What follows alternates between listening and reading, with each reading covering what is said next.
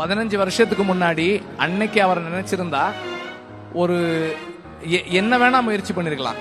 அவருடைய செல்வாக்குக்கும் அவர் அன்னைக்கு இருந்த செல்வத்துக்கும் ஒரு கம்பெனி ஆரம்பிக்கணும்னு நினைச்சிருக்கலாம்.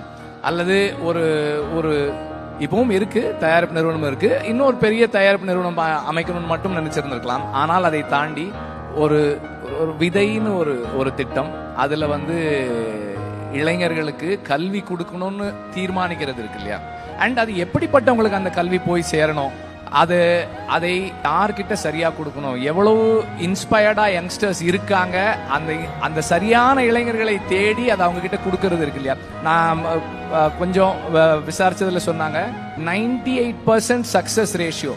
அகரம் ஒரு கைனா அந்த மாணவர்கள் இன்னொரு கை. ஏன்னா அவங்களும் 100% அவங்களுடைய உழைப்பை போட்டு இந்த இடத்துல சேர்ந்திருக்கிறாங்க.